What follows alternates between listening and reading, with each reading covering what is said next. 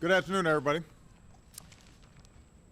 10 days ago, the world watched in horror as men, women, and children were massacred in Syria in the worst chemical weapons attack of the 21st century. Yesterday, the United States presented a powerful case that the Syrian government was responsible for this attack on its own people.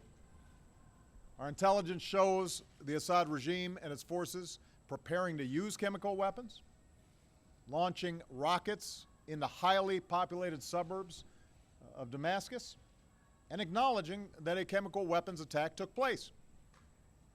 And all of this corroborates what the world can plainly see. Hospitals overflowing with victims, terrible images of the dead. All told, well over 1,000 people were murdered. Several hundred of them were children.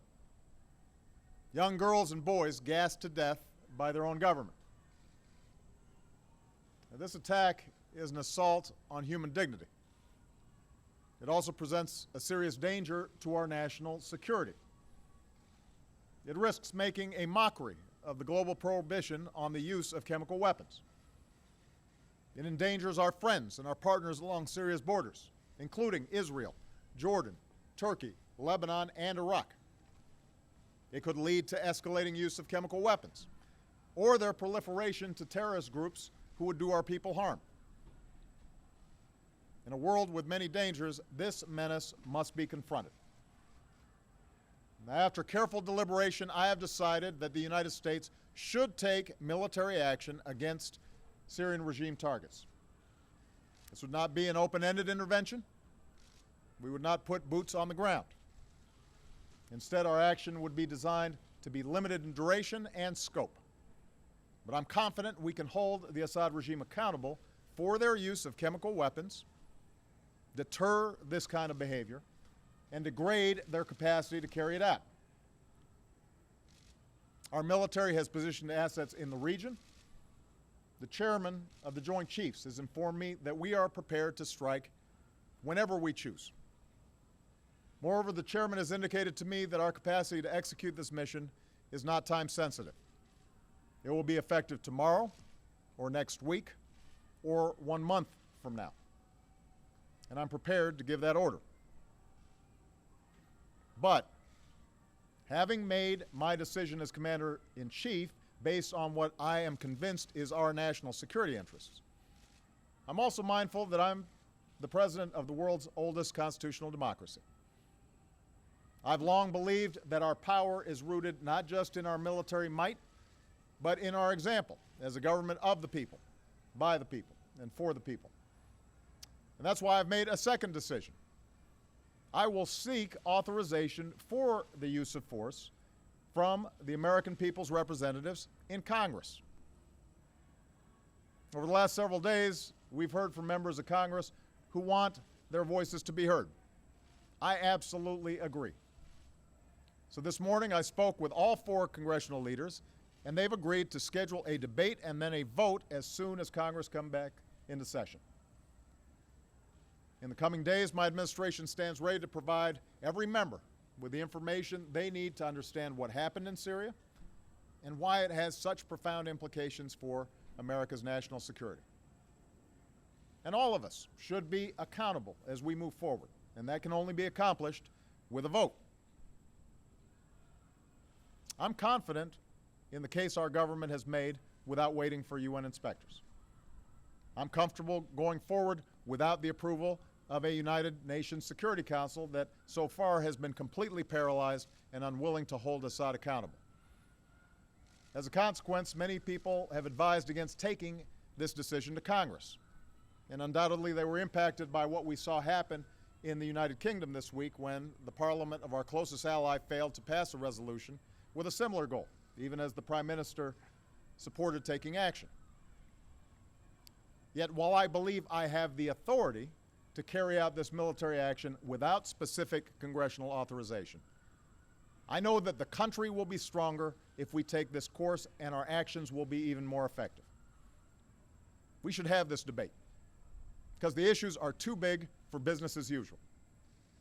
And this morning, John Boehner, Harry Reid, Nancy Pelosi, and Mitch McConnell agreed that this is the right thing to do for our democracy. A country faces few decisions as grave as using military force, even when that force is limited. I respect the views of those who call for caution, particularly as our country emerges from a time of war that I was elected in part to end. But if we really do want to turn away from taking appropriate action in the face of such an unspeakable outrage, then we must acknowledge the costs of doing nothing. Here's my question for every member of Congress and every member of the global community.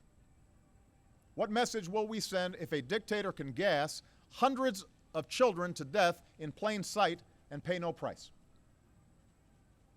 What's the purpose of the international system that we've built if a prohibition on the use of chemical weapons that has been agreed to by the governments of 98% of the world's people and approved overwhelmingly by the Congress of the United States is not enforced? Make no mistake, this has implications beyond chemical warfare. If we won't enforce accountability in the face of this heinous act, what does it say about our resolve to stand up to others who flout fundamental international rules? To governments who would choose to build nuclear arms? To terrorists who would spread biological weapons? To armies who carry out genocide? We cannot raise our children in a world where we will not follow through on the things we say, the accords we sign, the values that define us. So just as I will take this case to Congress, I will also deliver this message to the world. While the UN investigation has some time to report on its findings, we will insist that an atrocity committed with chemical weapons is not simply investigated, it must be confronted. I don't expect every nation to agree with the decision we have made. Privately, we've heard many expressions of support from our friends, but I will ask those who care about the writ of the international community to stand publicly behind our action. And finally, let me say this to the American people. I know well that we are weary of war. We've ended one war in Iraq, we're ending another in Afghanistan, and the American people have the good sense to know we cannot resolve the underlying conflict in Syria with our military. In that part of the world, there are ancient sectarian differences, and the hopes of the Arab Spring have unleashed forces of change that are going to take many years to resolve. And that's why we're not contemplating putting our troops in the middle of someone else's war. Instead, we'll continue to support the Syrian people through our pressure on the Assad regime, our commitment to the opposition, our care for the displaced, and our pursuit of a political resolution that achieves a government that respects the dignity of its people.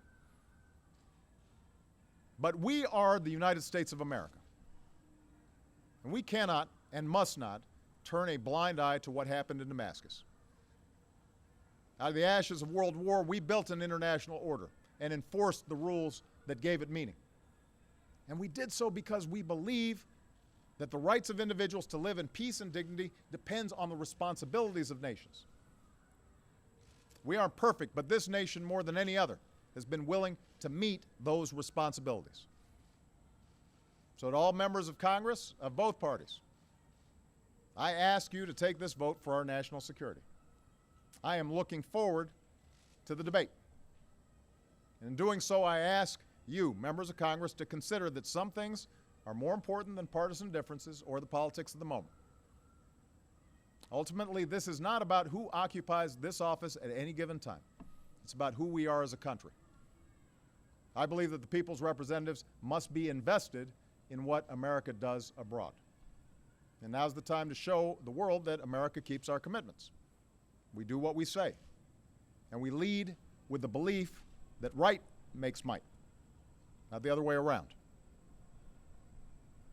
We all know there are no easy options, but I wasn't elected to avoid hard decisions, and neither were the members of the House and the Senate. I've told you what I believe, that our security and our values demand that we cannot turn away from the massacre of countless civilians with chemical weapons. And our democracy is stronger when the President and the people's representatives stand together. I'm ready to act in the face of this outrage. Today, I'm asking Congress to send a message to the world that we are ready to move forward together as one nation. Thanks very much.